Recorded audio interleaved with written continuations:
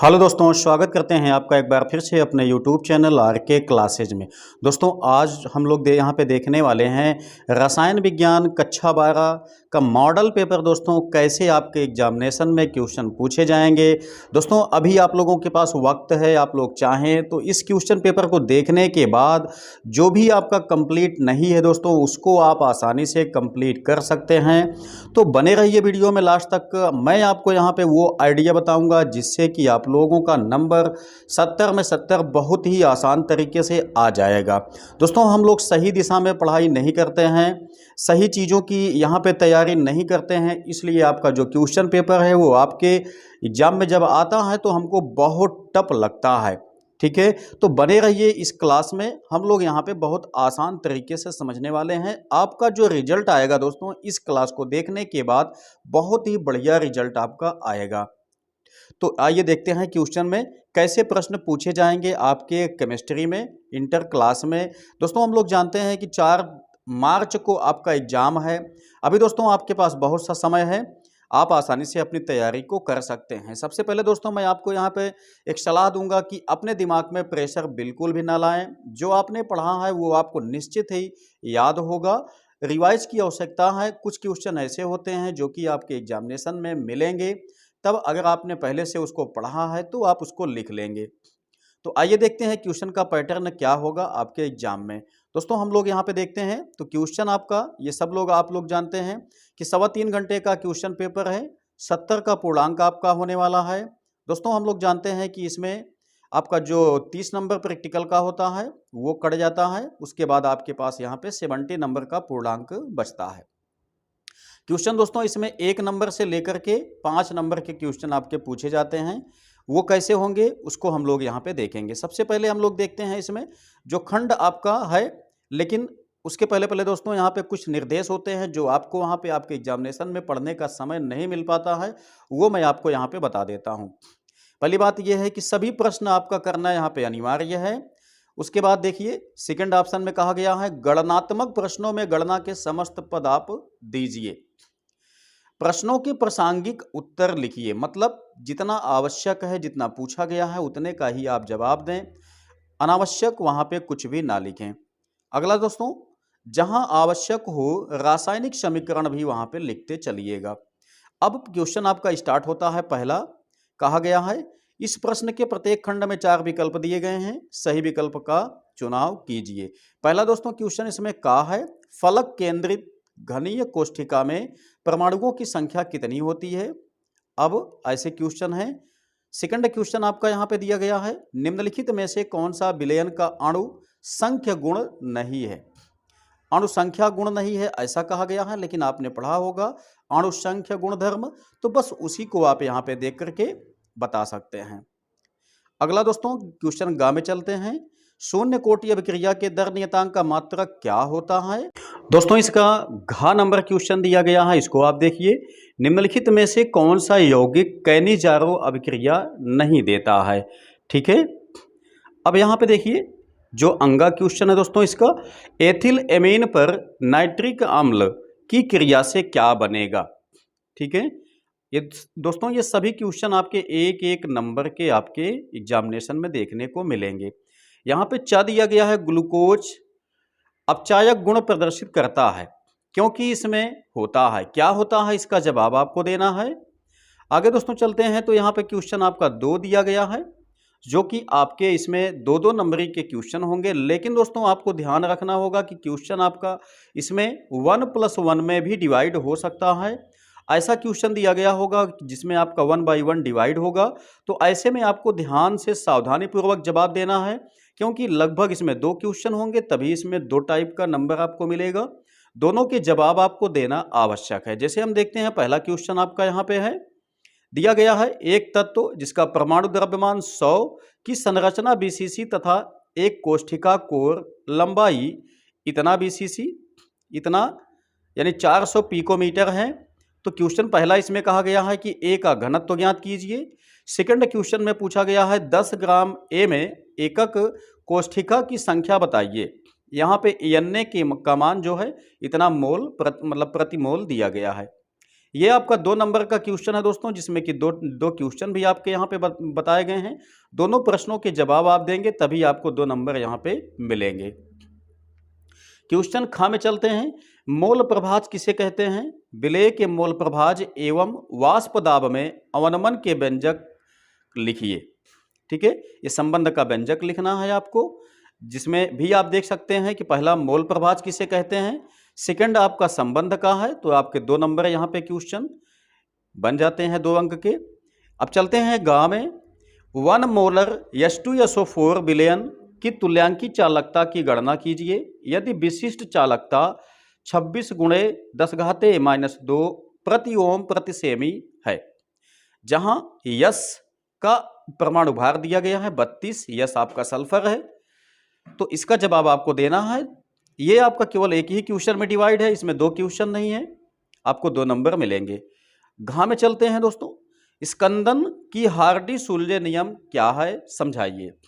दोस्तों हम लोग जानते हैं कि हार्डी-सुलजे नियम बहुत इंपॉर्टेंट है, आपके प्रत्येक एग्जामिनेशन में ये पूछा जाता है।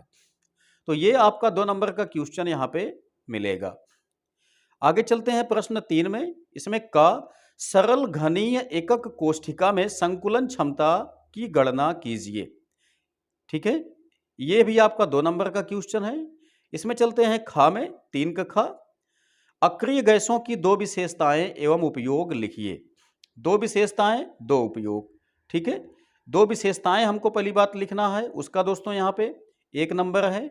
उसके बाद विशेषताएं हमको लिखना है, उसका भी 1 नंबर है। टोटल आपको यहाँ पे 2 नंबर मिलने वाले हैं।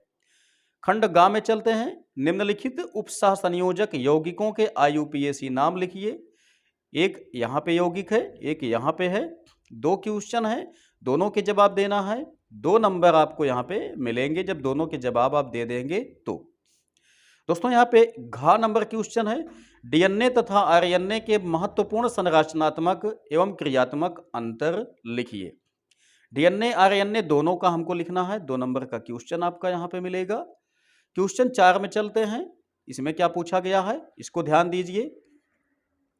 ये दोस्तों आपके 3 नंबर के क्वेश्चन है, लेकिन इसको देखिएगा। 3 डिवाइडेशन मतलब 3 भागों में ये आपका बटा होगा, तीनों के जवाब आपको देना होगा, तभी आपको 3 नंबर यहाँ पे मिलेंगे।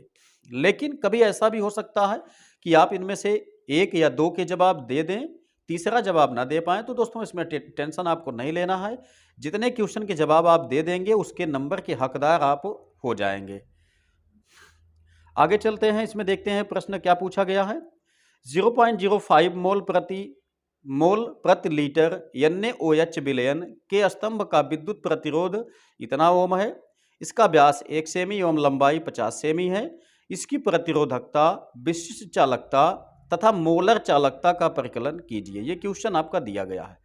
ठीक है, अब दोस्तों इसमें खंड ख आपका 2 ऑप्शन में बटा है। कहा गया है टिप्पणी लिखिए। टिप्पणी में आपको यहाँ पे पेप्टीकरण, अपोहन, दोस्तों हम लोग जानते हैं कि स्कंदन हो गया, पेप्टीकरण हो गया, अपोहन हो गया, वैद्युत कण संचलन हो गया, ये सब चीजें आपकी टिप्पणी में पूछी ही जाती हैं, जिसमें आपके 1.5 नंबर के प्रश्न आपके यहाँ पे मिलेंगे। टोटल आपका यहाँ पे 3 नंबर डिसाइड किया गया है। दोस्तों ये समझ लीजिए, अगर आप ये क्वेश्चन देख लेते हैं, ये आपका तैयारी है, तो मैं दावा कर सकता हूं इसके लिए कि इस प्रश्न पत्र से ही केवल आपको यहाँ पे कम से कम 30 नंबर आसानी से मिल जाएंगे। तो ये प्रश्न पत्र आप कंप्लीट करके जाइएगा, इसमें कोई शक नहीं है। 30 का 30 नंबर आपका इस प्रश्न से बहुत ही आसानी से फंसने वाला है। आगे चलते हैं।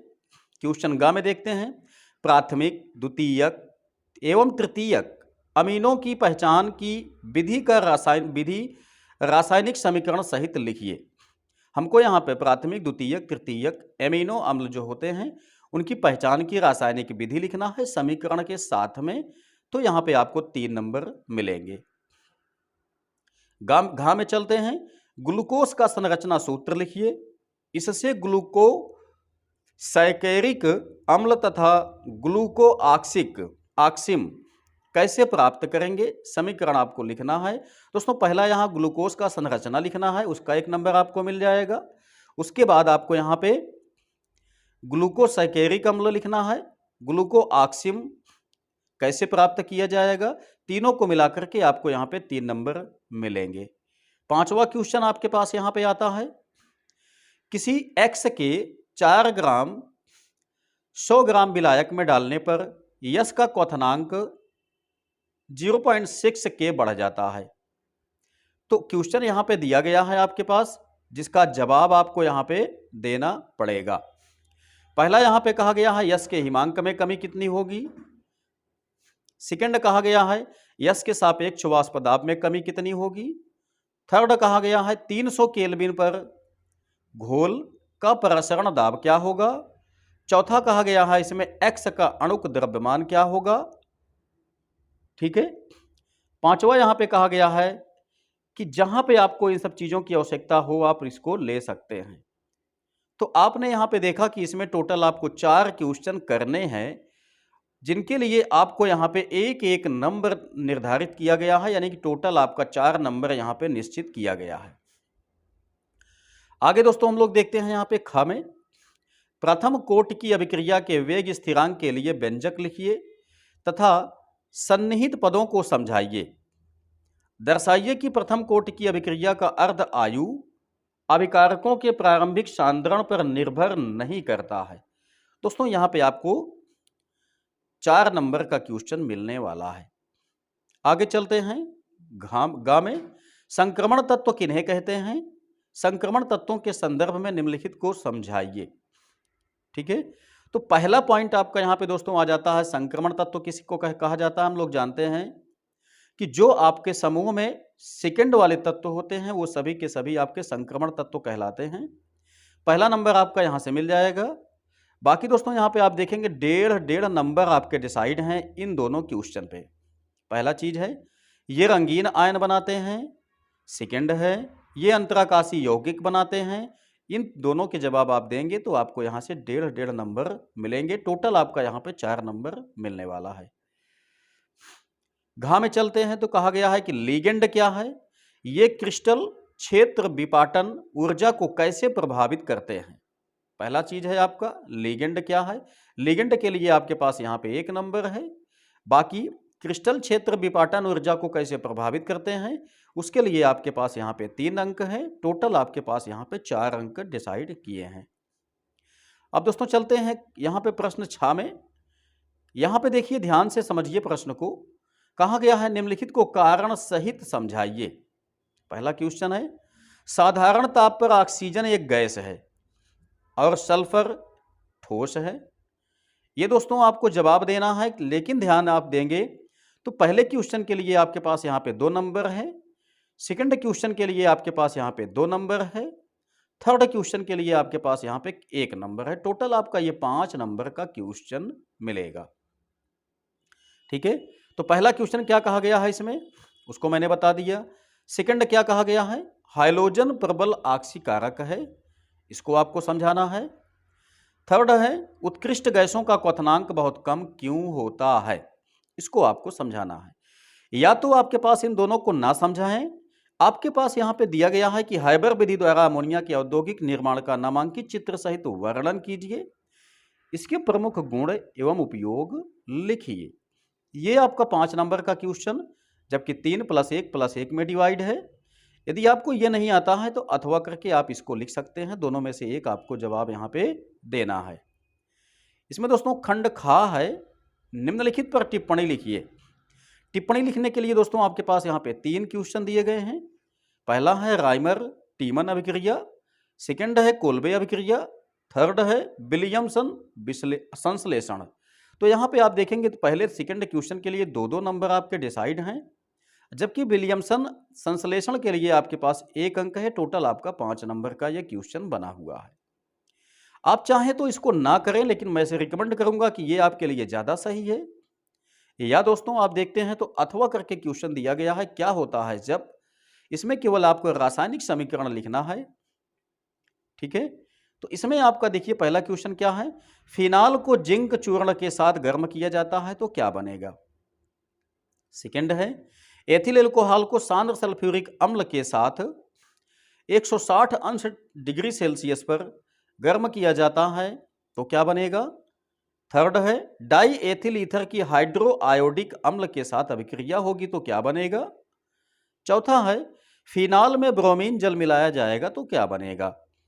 या पांचवा क्वेश्चन है, फॉर्मेल्डिहाइड की ग्रिगनार्ड अभिकर्मक से अभिक्रिया करा के जल अपघटन किया जाता है तो क्या प्राप्त होता है।